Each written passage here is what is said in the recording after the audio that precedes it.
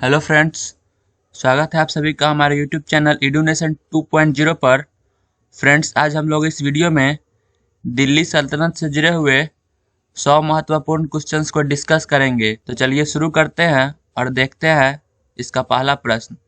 तो पहला प्रश्न है, दिल्ली सल्तनत का शासन कब प्रारंभ हुआ? और यह क्वेश्चन एसएससी 2014 में पूछा हुआ है। तो इसका आंसर होगा 1206 ईस्वी। दिल्ली सल्तनत का शासन 1206 ईस्वी में प्रारंभ हुआ था। उसके बाद इसका दूसरा क्वेश्चन देखते हैं। दूसरा क्वेश्चन है, निम्नलिखित में से किसने दिल्ली की सल्तनत पर राज नहीं किया था? तो इसका आंसर होगा गौड़ी वंश। गौड़ी वंश ने दिल्ली की सल्तनत पर शासन नहीं किया था और यह क्वेश्चन एसएससी 2017 में पूछा हुआ है। उसके बाद तीसरा क्वेश्चन है, गुलाम वंश का संस्थापक कौन था? तो इसका आंसर होगा कुतुबुद्दीन ऐबक। गुलाम वंश का संस्थापक कुतुबुद्दीन ऐबक था।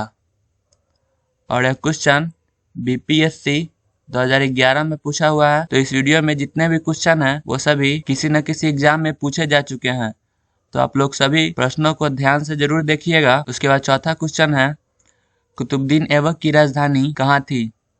तो इसका आंसर होगा लाहौर। कुतुबुद्दीन ऐबक की राजधानी लाहौर थी। और यह भी क्वेश्चन बीपीएससी 1996 में पूछा हुआ है। उसके बाद पांचवा क्वेश्चन है, कुतुबुद्दीन ऐबक की मृत्यु 1210 ईस्वी में किस खेल के दौरान हो गई थी? तो इसका आंसर होगा पोलो। कुतुबुद्दीन ऐबक की मृत्यु 1210 ईस्वी में हुई थी और इसकी मृत्यु पोलो खेल के दौरान हुई थी। उसके बाद छठा क्वेश्चन है, कुतुबुद्दीन ऐबक को किस उपनाम से जाना जाता है? तो इसका आंसर होगा लाख बख्श और कुरान खा। कुतुबुद्दीन ऐबक को दो उपनाम से जाना जाता, पहला है लाख बख्श और दूसरा है कुरान खा।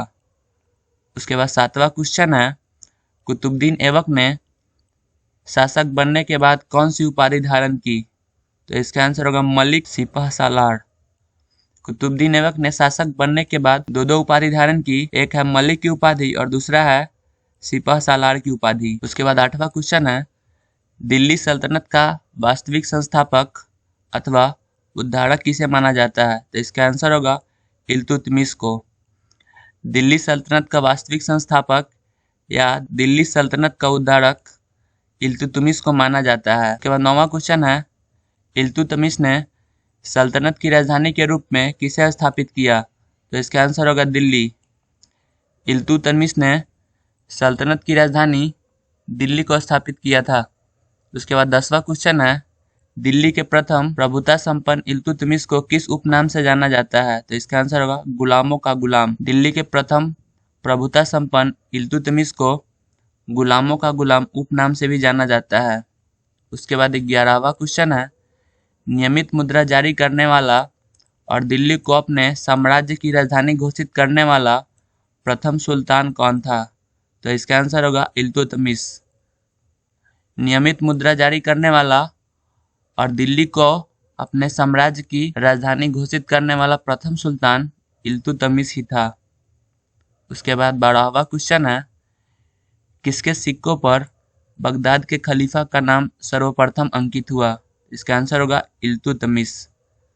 इल्तुतमिश के सिक्कों पर बगदाद के खलीफा का नाम सर्वप्रथम अंकित हुआ था। उसके बाद 13वां क्वेश्चन देखते हैं। 13वां क्वेश्चन है, इल्तुतमिश ने निम्नलिखित में से किस दल का गठन किया था? तो इसका आंसर होगा तुर्कान ए चहलगानी। इल्तुतमिश ने तुर्कान ए चहलगानी दल का गठन किया था। उसके बाद 14वां क्वेश्चन है, इल्तुतमिश के शासनकाल में भारत पर किसका आक्रमण हुआ? तो इसका आंसर होगा चंगेज खा। इल्तुतमिश के शासनकाल में भारत पर चंगेज खा का आक्रमण हुआ था। उसके बाद 15वां क्वेश्चन है, इल्तुतमिश ने बिहार में अपना प्रथम सूबेदार किसे नियुक्त किया था? तो इसका आंसर होगा मलिक जानी। इल्तुतमिश ने बिहार में अपना सर्वप्रथम सूबेदार मलिक जानी को नियुक्त किया था। उसके बाद 16वां क्वेश्चन है, इल्तुतमिश के समय निम्नलिखित में से कौन सा विद्रोह हुआ था? तो इसका आंसर होगा पीथू का विद्रोह। इल्तुतमिश के समय में ही पीथू का विद्रोह शुरू हुआ था। उसके बाद 17वां क्वेश्चन है, किस शताब्दी में दिल्ली का कुतुब मीनार बनाया गया था? तो इसका आंसर होगा 13वीं शताब्दी। दिल्ली का कुतुब मीनार 13वीं शताब्दी में बनाया गया था। और यह क्वेश्चन एसएससी 2017 में पूछा हुआ है। उसके बाद 18वां क्वेश्चन है, इल्तुतमिश ने निम्नलिखित में से कौन सा सिक्का चलाया? तो इसका आंसर होगा जीतल और टंका। उसके बाद 19वां क्वेश्चन है, इनमें से किस मंगोल नेता या कमांडर ने भारत पर आक्रमण करने के लिए सिंधु नदी पार नहीं की? तो इसका आंसर होगा चंगेज खान। चंगेज खान ने भारत पर आक्रमण करने के लिए सिंधु नदी पार नहीं की थी। उसके बाद 20वां क्वेश्चन है, निम्नलिखित में से कौन भारत की प्रथम महिला शासिका थी? तो इसका आंसर होगा रजिया सुल्तान। भारत की प्रथम महिला शासिका रजिया सुल्तान थी। उसके बाद 21वां क्वेश्चन है, रजिया सुल्तान किसकी बेटी थी? तो इसका आंसर होगा इल्तुतमिश। रजिया सुल्तान इल्तुतमिश की बेटी थी। और यह क्वेश्चन एसएससी 2011 में पूछा हुआ है। उसके बाद 22वां क्वेश्चन है, रजिया बेगम को सत्याच्युत यानी कि टर्मिनेट करने में किसका हाथ था? तो इसका आंसर होगा तुर्की का। रजिया बेगम को टर्मिनेट करने में तुर्की का हाथ था। उसके बाद 23वां क्वेश्चन है, मिनहाज उस सिराज ने तबकात ए नासिरी नामक ग्रंथ किस सुल्तान को समर्पित किया था? तो इसका आंसर होगा नासिरुद्दीन महमूद। मिनहाज उस सिराज ने तबकात ए नासिरी नामक ग्रंथ नासिरुद्दीन महमूद को समर्पित किया था। उसके बाद 24वां क्वेश्चन है, निम्नलिखित में से किसको नासिरुद्दीन महमूद ने उलुग खां की उपाधि प्रदान की थी? तो इसका आंसर होगा बलबन। नासिरुद्दीन महमूद ने बलबन को उलुग खां की उपाधि प्रदान की थी। उसके बाद 25वां क्वेश्चन है, नासिरुद्दीन महमूद के काल में किसके नेतृत्व में भारतीय मुसलमानों का एक अलग दल बन गया था? तो इसका आंसर होगा इमादुद्दीन रिहान। उसका 26वां क्वेश्चन है, दिल्ली के सुल्तान बलबन का पूरा नाम क्या था? तो इसका आंसर होगा गयासुद्दीन बलबन। बलबन का पूरा नाम गयासुद्दीन बलबन था। उसके बाद 27वां क्वेश्चन है, बलबन ने निम्नलिखित में से कौन सी नीति अपनाई? तो इसका आंसर होगा लौह एवं रक्त की। बलबन ने लौह एवं रक्त की नीति अपनाई थी। उसके बाद 28वां क्वेश्चन है, निम्न में से कौन सा कथन बलबन के संबंध में असत्य है?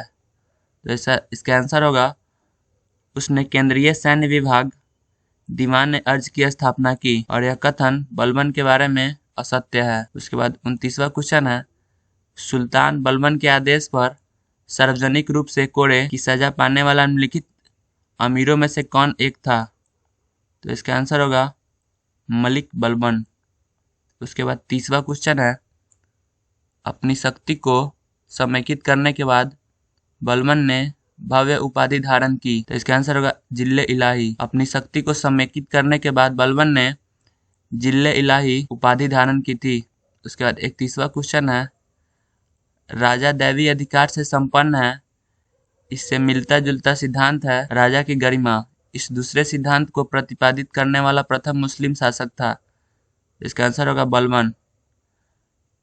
राजा दैवी अधिकार से संपन्न है और इससे मिलता जुलता सिद्धांत है राजा की गरिमा, और इस दूसरे सिद्धांत को प्रतिपादित करने वाला व्यक्ति या प्रथम मुस्लिम शासक बलबन था। उसके बाद 32वां क्वेश्चन है, बलबन ने भारत में किस फारसी त्यौहार को मनाने की शुरुआत की?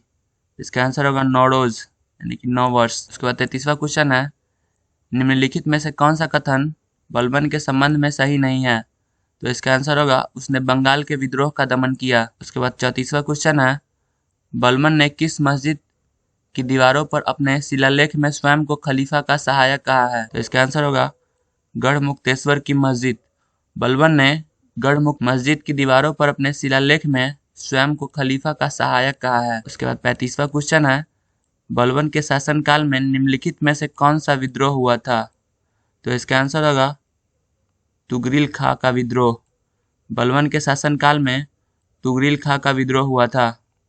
उसके बाद 36वां क्वेश्चन है, इनमें से किस सुल्तान ने तुर्कान ए चहलगानी की सत्ता को तोड़ने और विनाश करने में पूर्ण रूप से सफलता हासिल की? तो इसका आंसर होगा बलबन। बलबन ने तुर्कान ए चहलगानी की सत्ता को तोड़ने और विनाश करने में पूर्ण रूप से सफलता हासिल की थी। उसके बाद 37वां क्वेश्चन है, खिलजी वंश का संस्थापक कौन था? तो इसका आंसर होगा जलालुद्दीन खिलजी। खिलजी वंश का संस्थापक जलालुद्दीन खिलजी था। उसके बाद 38वां क्वेश्चन है, दिल्ली के खिलजी सुल्तान थे, इसका आंसर होगा तुर्क।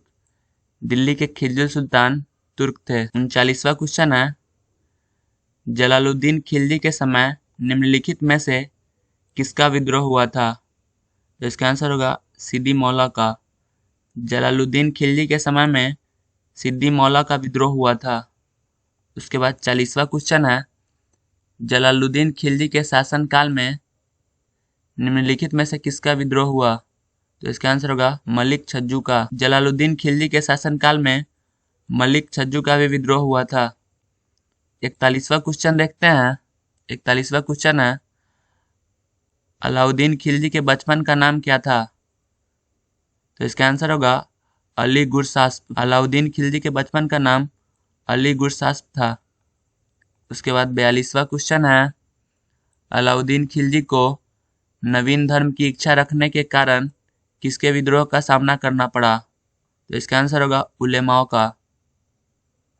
उसके बाद 43वां क्वेश्चन है, जब उसने राजत्व प्राप्त किया तो वह शरीयत के नियमों एवं आदेशों से पूर्णतया स्वतंत्र था। बर्निन ने यह कथन किस सुल्तान के लिए कहा है? तो इसका आंसर होगा अलाउद्दीन खिलजी। उसके बाद 44वां क्वेश्चन है, अलाउद्दीन खिलजी ने निम्नलिखित में से कौन सी उपाधि धारण की? तो इसका आंसर होगा सिकंदर सानी। अलाउद्दीन खिलजी ने सिकंदर सानी की उपाधि धारण की थी। उसके बाद 45वां क्वेश्चन है, सेना को वेतन देने की प्रणाली का विधान किसने किया? तो इसका आंसर होगा अलाउद्दीन खिलजी। सेना को वेतन देने की प्रणाली का विधान सबसे पहले अलाउद्दीन खिलजी ने किया था। उसके बाद 46वां क्वेश्चन है, 1306 ईस्वी के बाद अलाउद्दीन खिलजी के समय में दिल्ली के सुल्तान तथा मंगोलों के बीच सीमा क्या थी? तो इसका आंसर होगा सिंधु। 1306 ईस्वी के बाद अलाउद्दीन खिलजी के समय में दिल्ली के सुल्तान तथा मंगोलों के बीच की सीमा सिंधु नदी थी। उसके बाद 47वां क्वेश्चन है, किस सुल्तान ने जमीन में फसल की नपाई का आधा राजस्व के रूप में दावा किया? तो इसका आंसर होगा अलाउद्दीन खिलजी। अलाउद्दीन खिलजी ने जमीन में फसल की नपाई का आधा राजस्व के रूप में दावा किया था।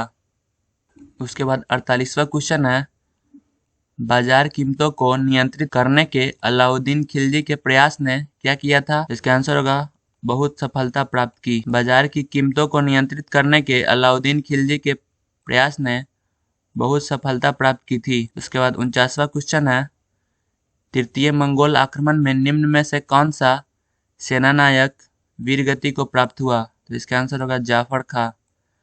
तृतीय मंगोल आक्रमण में जाफर खां वीरगति को प्राप्त हुआ था। उसके बाद 50वां क्वेश्चन है, कौन सा फारसी इतिहासकार अलाउद्दीन खिलजी के साथ उसके चित्तौड़ अभियान में गया था?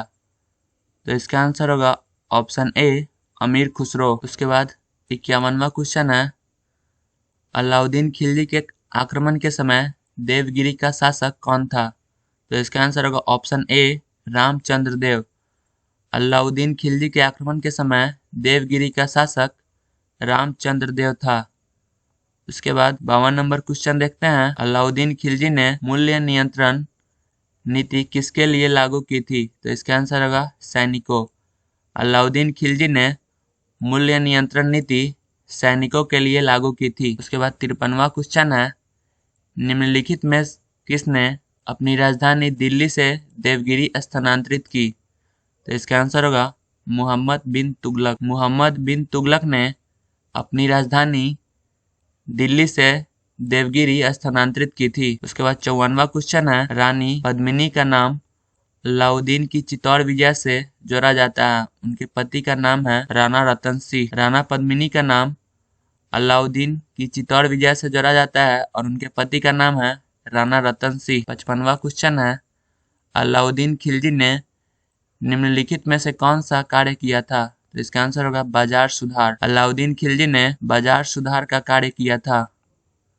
उसके बाद 56वां क्वेश्चन है, मोहम्मद तुगलक हिंदुओं के किस त्योहार में भाग लेता था? तो इसका आंसर होगा होली। मोहम्मद बिन तुगलक हिंदुओं के होली के त्योहार में भाग लेता था।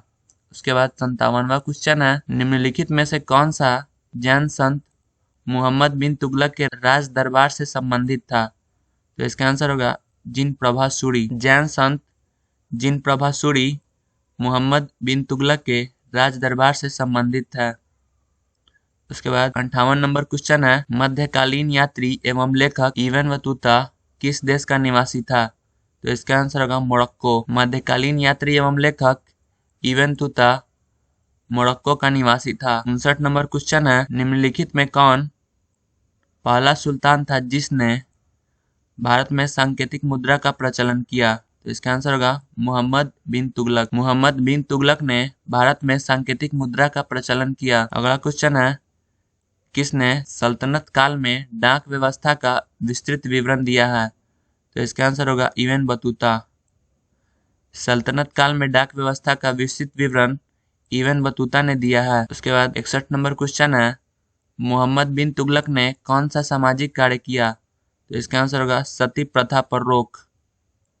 मोहम्मद बिन तुगलक ने सती प्रथा पर रोक लगाने का कार्य किया था। उसके बाद अगला क्वेश्चन है, मोहम्मद बिन तुगलक की मृत्यु कहाँ हुई? तो इसका आंसर होगा ठट्टा में। मोहम्मद बिन तुगलक की मृत्यु ठट्टा में हुई थी। उसके बाद 63वां क्वेश्चन है, निम्नलिखित में से किस इतिहासकार ने मोहम्मद बिन तुगलक की मृत्यु पर कहा था कि सुल्तान को अपनी प्रजा से और प्रजा को सुल्तान से मुक्ति मिल गई? तो इसका आंसर होगा ऑप्शन सी, बर्नी। बर्नी ने मोहम्मद बिन तुगलक की मृत्यु पर कहा कि सुल्तान को अपनी प्रजा से और प्रजा को सुल्तान से मुक्ति मिल गई है। 64वां क्वेश्चन है, मोरिस यानी कि मोरक्को यात्री इब्न बतूता किसके समय में भारत आया?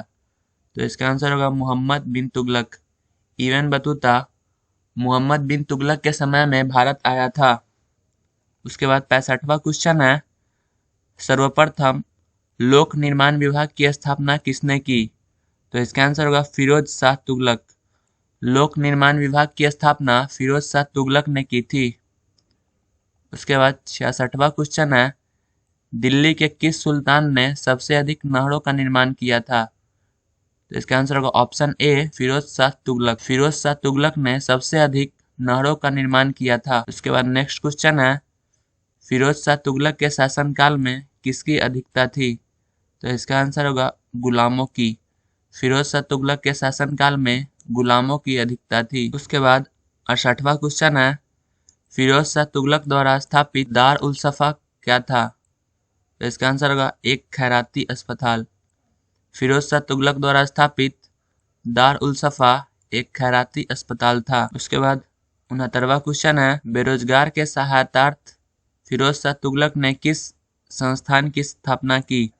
तो इसका आंसर होगा रोजगार कार्यालय। बेरोजगारों के सहायतार्थ फिरोज शाह तुगलक ने रोजगार कार्यालय की स्थापना की थी। उसके बाद 70 नंबर क्वेश्चन है, निम्नलिखित में से कौन सा शहर फिरोज शाह तुगलक द्वारा स्थापित नहीं किया गया है? तो इसका आंसर होगा फतेहपुर। फतेहपुर शहर फिरोज शाह तुगलक द्वारा स्थापित नहीं किया गया है और फिरोज शाह द्वारा स्थापित शहर है फतेहाबाद, जौनपुर और हिसार। उसके बाद 71वां क्वेश्चन है, फिरोज शाह तुगलक द्वारा निम्नलिखित में से किसकी गुणवत्ता में सुधार हेतु उपाय किए गए थे? तो इसका आंसर होगा ऑप्शन ए, फलों की। फिरोज शाह तुगलक द्वारा फलों की गुणवत्ता में सुधार हेतु उपाय किए गए थे। उसके बाद 72वां क्वेश्चन है, फिरोज शाह तुगलक ने निम्नलिखित में से किस पर सर्वप्रथम जजिया कर लगाया? तो इसका आंसर होगा ऑप्शन ए, ब्राह्मणों पर। फिरोज शाह तुगलक सर्वप्रथम जजिया कर ब्राह्मणों पर लगाया था। उसके बाद 73वां क्वेश्चन है, लोगों में आपसी सूझबूझ विकसित करने हेतु फिरोज शाह तुगलक ने किस विभाग की स्थापना की? तो इसका आंसर होगा अनुवाद विभाग। लोगों में आपसी सूझबूझ विकसित करने हेतु फिरोज शाह तुगलक ने अनुवाद विभाग की स्थापना की थी। उसके बाद अगला क्वेश्चन है, फिरोज शाह तुगलक ने दासों की देखभाल हेतु किस विभाग की स्थापना की? तो इसका आंसर होगा दीवान ए बंदगान।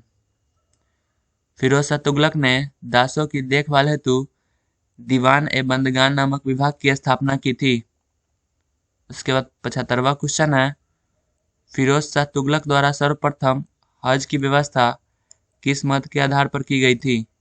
तो इसका आंसर होगा राजकीय खर्च पर। उसके बाद 76वां क्वेश्चन है, फिरोज शाह तुगलक दिल्ली का प्रथम सुल्तान था जिसने अपनी आत्मकथा लिखी और उस आत्मकथा का क्या नाम है? तो इसका आंसर होगा फुतुहात ए फिरोज शाही। फिरोज शाह तुगलक दिल्ली का प्रथम ऐसा सुल्तान है जिसने अपनी आत्मकथा लिखी थी और उस आत्मकथा का नाम है फुतुहात ए फिरोज शाही। उसके बाद 77वां क्वेश्चन है, फिरोज शाह तुगलक ने अशोक के किस अभिलेख को दिल्ली में स्थापित किया था? तो इसका आंसर होगा टोपड़ा। फिरोज शाह तुगलक ने अशोक के टोपड़ा अभिलेख को दिल्ली में स्थापित किया था। उसके बाद 78वां क्वेश्चन है, तैमूरलंग ने किस वर्ष भारत पर आक्रमण किया? तो इसका आंसर होगा 1398 ईस्वी।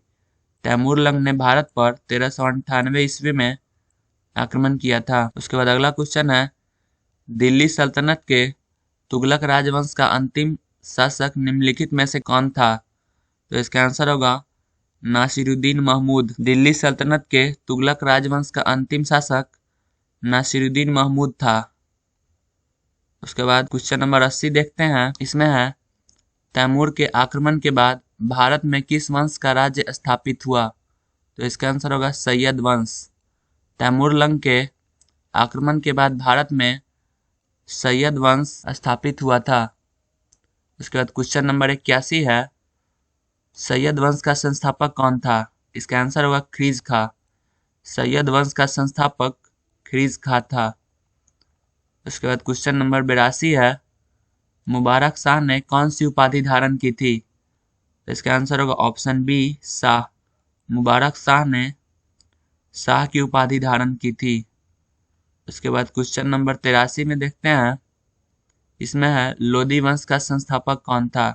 तो इसका आंसर होगा ऑप्शन ए बहलोल लोदी। लोदी वंश का संस्थापक बहलोल लोदी था।